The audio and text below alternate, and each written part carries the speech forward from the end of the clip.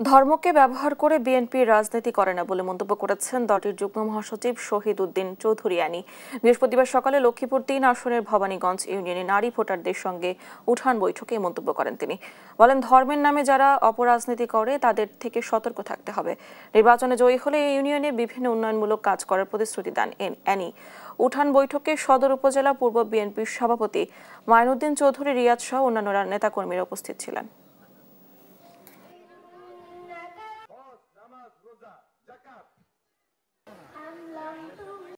আল্লাহ আমাকে সেই সুযোগ আবারও যদি দেয়, সে অনুযায়ী আপনাদের পরামর্শে আপনাদের পাশে থেকে সেই কাজগুলো করব।